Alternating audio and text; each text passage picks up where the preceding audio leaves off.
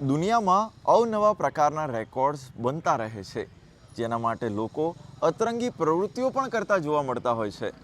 ગાંધીનગરના પિતા અને પુત્રીની જોડીએ સાપ રેસ્ક્યુ કરવામાં રેકોર્ડ સ્થાપ્યો છે. Look reveals the true extent of devastation.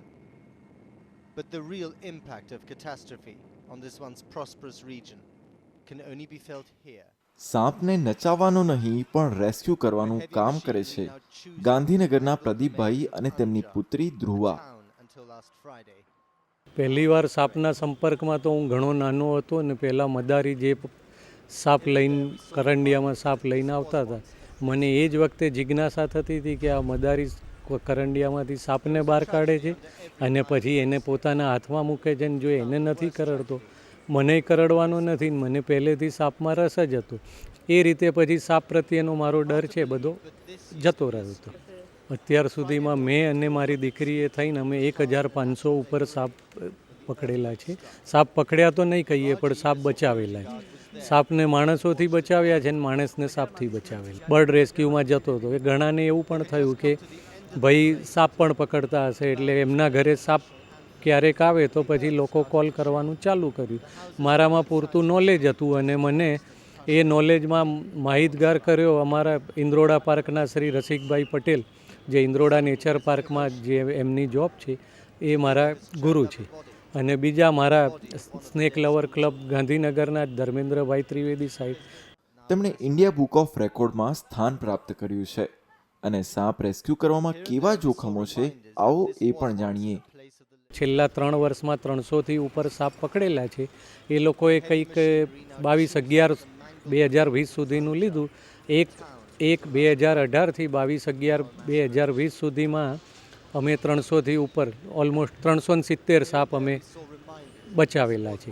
મેં એમને મેટિંગ પોઝિશનમાં એક સાથે 2 મેં પકડીને પછી એમને મારા થેલામાં પૂરીને મારે લઈ જવા પડેલા.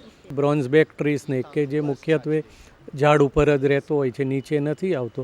કોઈ કારણસર એ નીચે કોઈના ઘર આગળ કંઈક આવી ગયું હોય તો પછી મારે એને પકડવો પડતો હોય. એ મોટાભાગે મળે પણ નીચે ઓછો આવે. થોડો રસેલ વાઇપર એ બહુ એગ્રેસિવ હોય છે અને આપણે એની સહેજ પણ નજીકથી અવાજ કરીએ તો એ ખૂબ મોટા અવાજથી આપણી સામે હુમલો કરવાનો પ્રયત્ન કરતો હોય છે. બહુ ઘણો એગ્રેસિવ હોય.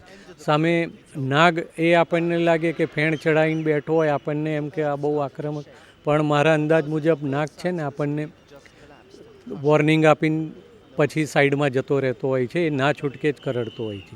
પણ રસેલ વાઇપર પકડવો થોડો ઘણો અઘરો પણ પડે. ધ્રુવા પહેલા પિતાનું ધ્યાન રાખવા અને પછી તેમનો સાથ આપવા તેમની સાથે જોડાયા. આજે તેઓ અન્ય છોકરીઓને પણ આ ક્ષેત્રમાં પ્રવેશવા માટે પ્રેરણા આપે છે. પહેલાં બી મને ઇન્ટરેસ્ટ તો હતો, પણ 7 કે 8થી અમે વધારે થોડું પેશનેટલી કરી રહ્યા છીએ. જેમને ના ખબર હોય, જેમને ફર્સ્ટ ટાઈમ ખબર પડે કે હું આવું કરું છું, તો એ લોકો 5 મિનિટ સુધી શોકમાં જ હોય છે કે એક છોકરી થઈને હું આવું કરું છું. તો એ લોકો કોઈ લોકો મને એવા પણ મળ્યા છે સ્નેક રેસ્ક્યુમાં, જે લોકો મને કે છોકરીઓએ આવું ના કરવું જોઈએ.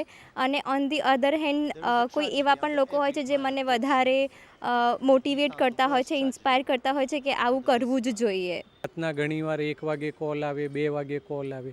હું એકલો જતો હોઉં એના કરતાં ઘણીવાર એવું હોય અંધારું હોય, ટોર્ચ પકડવાવાળું પણ કોઈ જોઈએ.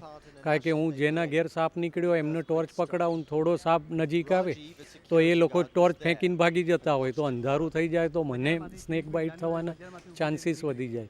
એના માટે પછી સ્ટાર્ટિંગથી મેં દીકરીને આમે આવું વાઇલ્ડ લાઈફમાં ઘણો એ મધર ટેરેસા જેવી છે મારી દીકરીને મારા વાઈફ બે. દરેક પિતા પોતાની પુત્રીને પડકારોથી બચાવવાની કોશિશ કરે છે, ત્યારે કેટલાક પિતા પોતાની પુત્રીને જીવનમાં દરેક પડકારો માટે તૈયાર પણ કરતા હોય છે. ગુડ ન્યૂઝ ગુજરાત માટે ગાંધીનગરથી કૃષ્ણા શાહ સાથે અસ્મિતા દવેનો રિપોર્ટ.